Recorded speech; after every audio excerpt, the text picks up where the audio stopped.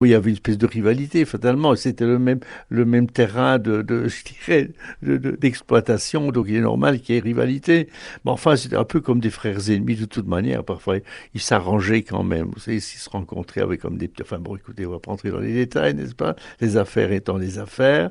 Hein, donc, j'ai fait partie du Lombard. Et puis, mais enfin, j'avais d'excellentes relations. Il y avait pas de rivalité entre les dessinateurs. Ça n'existait pas. Non, plutôt, il y régnait à ce moment-là une sorte de bonhomie, vraiment. Il y avait un côté familial, je dirais. C'était très, très, très sympathique. Vous aviez l'impression à l'époque tous d'être dans l'histoire, de faire des héros qui allaient devenir légendaires?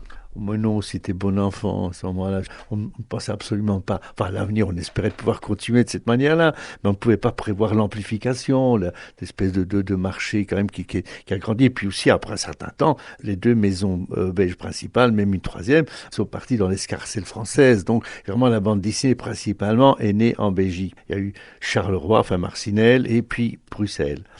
Maintenant, nous travaillons surtout, même si ça porte sur les mêmes noms, nous travaillons pour des maisons françaises. Pourquoi justement c'est né en Belgique à votre avis? Vous savez, il y a pas mal de choses qui sont nées en Belgique et qui après, étant donné que ça marchait bien, ça a été récupéré par un voisin beaucoup plus puissant que nous, c'est-à-dire la France. Je crois que peut-être au début, il y a une espèce de démarche beaucoup plus simple, beaucoup plus naïve. Il y a un côté ça qui a pris de la place et qui a plu à d'autres marchés. Je crois que c'est ça. Le Belge, en principe, il est finalement beaucoup plus. C'est un pays qui n'a jamais dominé qui que ce soit. Donc, il a une attitude un peu plus modeste, plus réservée. Il roule moins des mécaniques. Donc, voilà. Alors, il s'avance même dans des domaines qui paraissent un peu simplistes, comme ça a été la bande dessinée.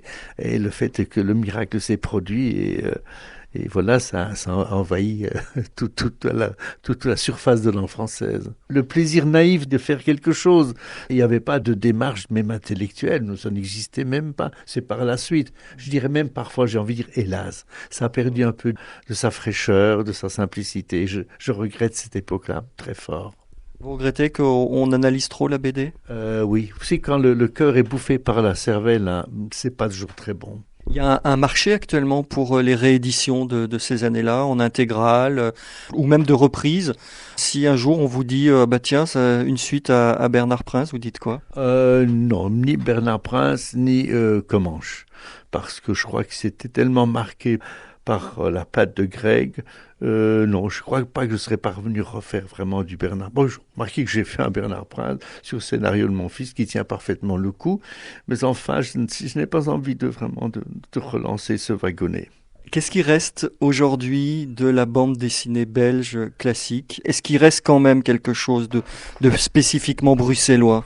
Bruxellois, la bande dessinée belge n'est pas faite que de. Il y a très peu de dessinateurs bruxellois, ils viennent plutôt de Wallonie, la plupart, hein, et quelques-uns de Flandre.